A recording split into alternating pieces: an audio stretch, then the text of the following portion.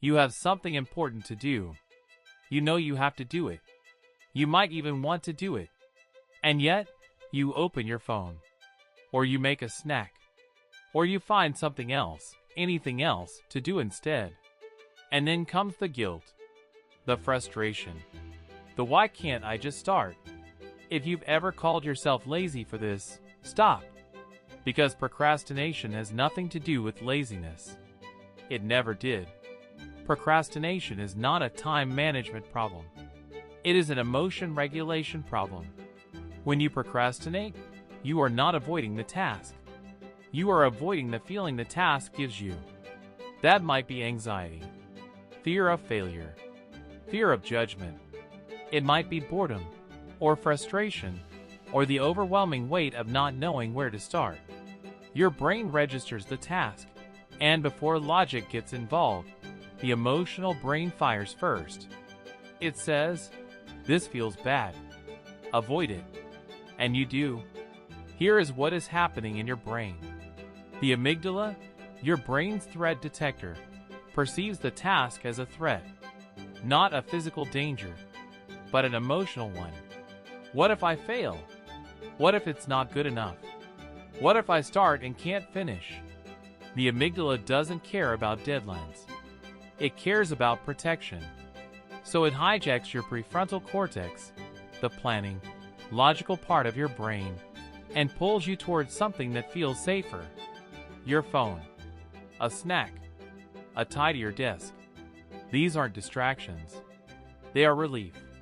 Temporary, guilt-inducing relief, but relief all the same. Here is the cruel irony of procrastination. The guilt you feel after procrastinating, the shame, the self-criticism, makes it harder to start next time. Because shame is also an unpleasant emotion. And your brain's solution to unpleasant emotions is avoid.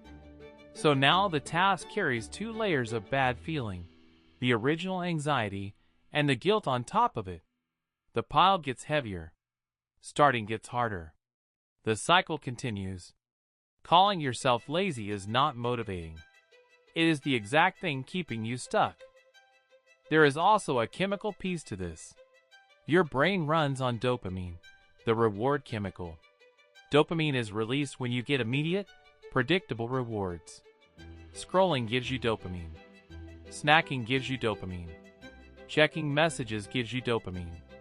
The task you are avoiding? Its reward is distant, uncertain, maybe weeks away. Your brain, choosing between a reward right now and a reward later, will almost always choose now. This is not a character flaw. It is how the human brain was built, for a world where tomorrow was not guaranteed. The modern world broke the system. So what do you do about it?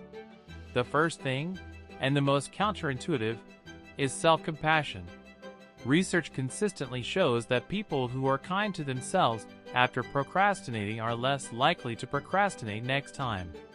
Not because kindness feels good, because it removes the second layer of bad feeling. The task is still hard, but now it only has one layer, not two. The second thing, make the start smaller than you think it needs to be. Not work on the project for 2 hours.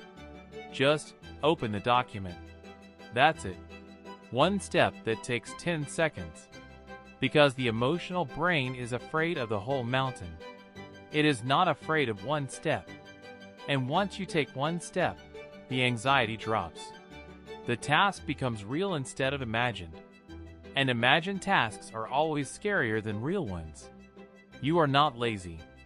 You are human, with a brain that was built to avoid discomfort. The task felt threatening, so you step back.